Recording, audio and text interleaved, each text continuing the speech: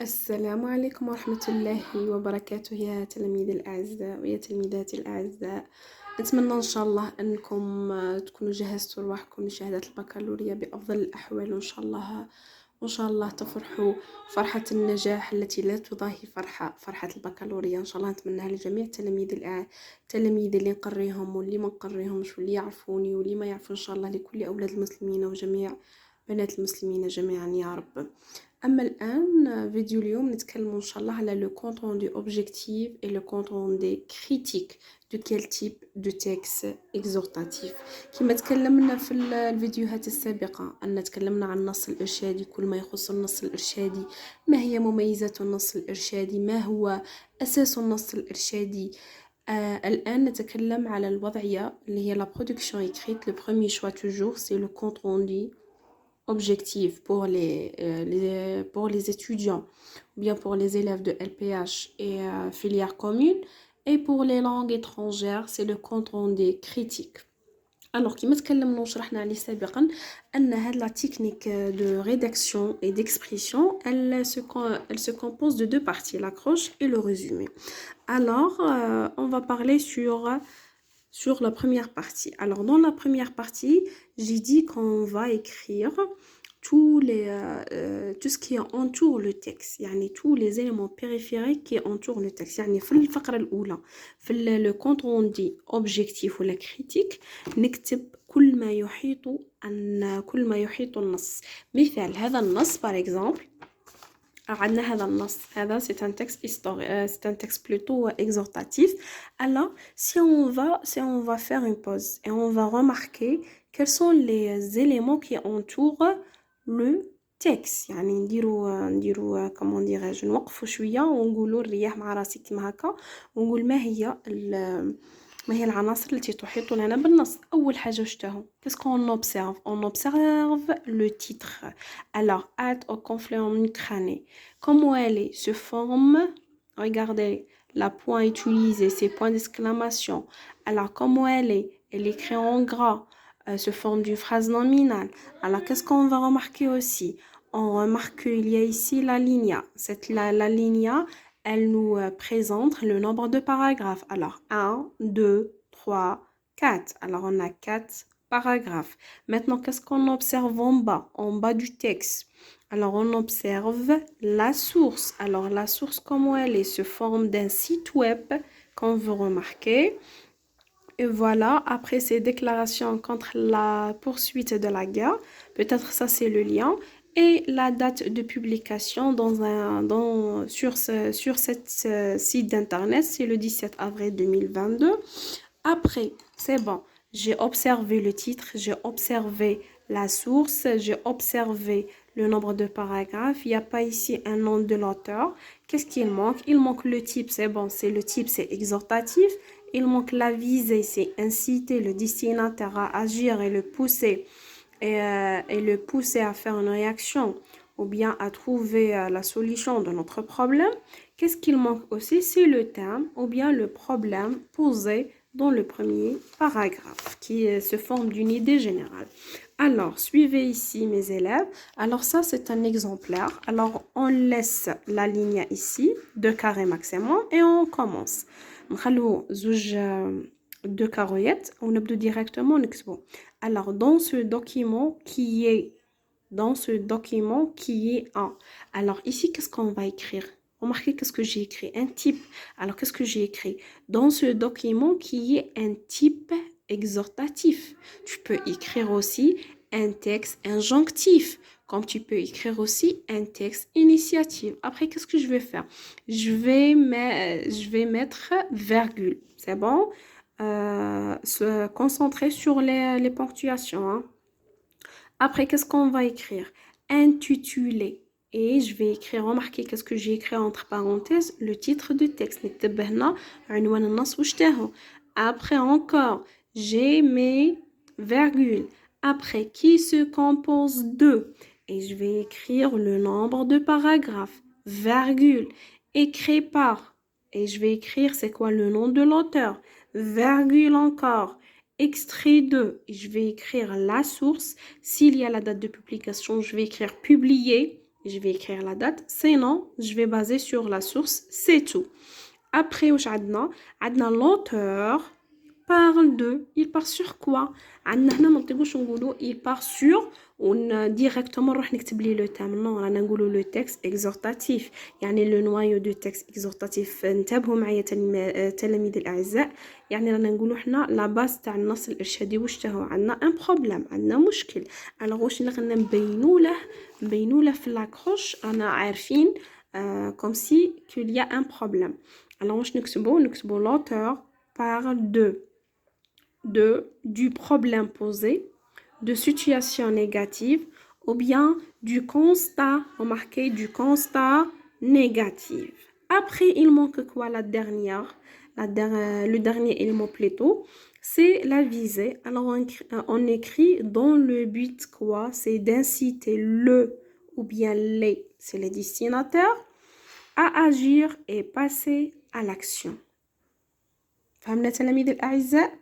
أول حاجة alors أعزائي التلاميذ كملنا المرحلة الأولى أو الفقرة الأولى اللي هي obligé عليا نكتب كل ما يحيط النص. يعني ما هي الأشياء التي تحيط النص؟ عندنا نكتب العنوان سي لو تيتر، نكتب نمط النص اللي هو لو تيب، نكتب لو نون دو لوتور اسم الكاتب، نكتب عدد الفقرات سي لو نومبر دو باراغراف، نكتب لو تيم سو فورم دان بروبليم او بيان دون سيتوياسيون نيجاتيف، نكتب لا فيزي كومونيكاتيف هدف الكاتب من خلال نصه إلى آخره. الآن أنا في المرحلة الثانية la deuxième partie اللي هي le résumé. Alors le résumé, comme on a dit, c'est le type exhortatif. Alors il y a un petit peu de changement par rapport au débat et par rapport à l'historique. Alors suivez, تابعوا معايا. Alors premièrement, toujours on laisse la ligne, دايما نخلو الهامش. Alors après qu'est-ce qu'on va écrire? Premièrement, l'auteur nous présente la situation négative qui illustre dans.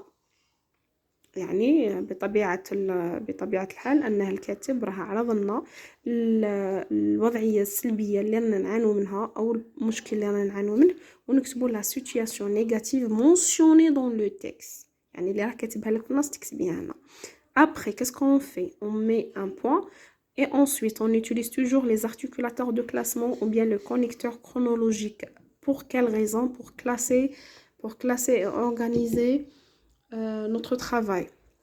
Alors ensuite, il voit qu'il est indiscutablement nécessaire de changer cette dernière. C'est quoi cette dernière? C'est-à-dire la situation négative, tout en s'appuyant sur des arguments suivants.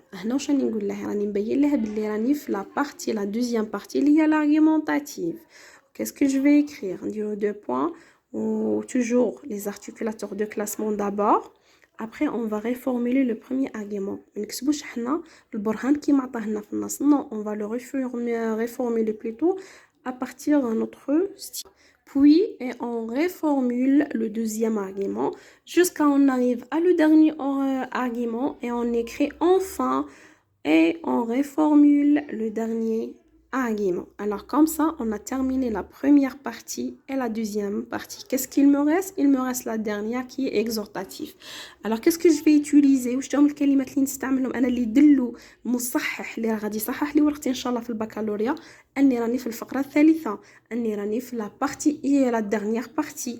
نكتبوا enfin, finalement, en dernier lieu, comme vous voulez. Vous avez le choix. Alors, on écrit « Il lance un appel ». C'est tout. Si tu as écrit « Il lance un appel plutôt, il va comprendre le correcteur que tu es dans la dernière partie. Alors, enfin, il lance un appel pour inciter qui? Le, s'il y a un seul. S'il y a plusieurs, on écrit « les destinataires » à agir afin de changer le problème mentionné, c'est déçu. Déjà, on a mentionné le problème dans l'accroche et on a le détaillé dans le résumé. Alors ça, c'est le résumé. C'est bon? Vous avez remarqué? Alors, premièrement, l'auteur nous présente la situation négative qui illustre dans et on va écrire c'est quoi? La situation négative mentionnée dans le texte. Après, ensuite, il voit qu'il est indiscutablement nécessaire de changer cette dernière tout en s'appuyant sur les arguments suivants. Et on va écrire les arguments avec notre style. Après, enfin, il lance un appel pour inciter le ou bien les destinataires à agir afin de changer le problème mentionné ci-dessus. On arrive à la troisième partie, ça c'est pour les langues étrangères, c'est le cas d'un compte rendu critique. C'est-à-dire les عندهم critique, عندهم trois parties. يعني il se compose de trois parties. L'oula c'est l'accroche, la deuxième c'est le résumé, la troisième c'est le point de vue personnel. Alors comment je peux écrire la troisième partie? Alors ça c'est un exemplaire. Remarquez. Alors toujours on va laisser la ligne A. Après, on va écrire pour conclure et je donne mon point de vue. Je trouve, j'utilise les verbes d'opinion, les expressions d'opinion, comme vous voulez. Par exemple, pour conclure, je partage l'avis de l'auteur. Si j'ai l'admis l'opinion de l'auteur, alors je vais le partager. Sinon, je vais le dénoncer. Alors, je partage l'avis de l'auteur ou dénonce l'avis. Pourquoi? On va justifier. Alors, parce que, et on écrit, c'est quoi notre justification? Dites pourquoi un seul argument différent de celui du texte suffit. C'est bon? Après, aussi, je trouve que le texte est, remarquez, la première partie تعطيني رأيك تستعمل لي أفعال تاع الرأي وتقولي لي علاه عجبك وعلاه ما عجبتكش عجبك رأي الكاتب تقولي لي علاه برهان تعطيني برهان واحد يكفي أو ما عجبتكش وتقولي علاه وتعطي برهان واحد يكفي. La deuxième. Alors, on arrive à la deuxième partie. Alors, on a dit la première partie, c'est tout ce qui est relation avec le point de vue de l'auteur. Si tu le partages, si tu le dénonces, c'est bon, et tu donnes un seul argument suffit. يعني la première partie تقول لي est-ce que عجبك رأي الكاتب ما عجبكش وتقنعنا برهان واحد فقط. أم بعد نتكلموا على مظاهر الاتساق والانسجام. كي راك تشوف النص اسكو النص منسجم مع بعضه اسكو سهل اسكو صعب اسكو le vocabulaire du texte elle est difficile, elle est compliquée, elle est facile, tout ça on va le parler dans cette partie.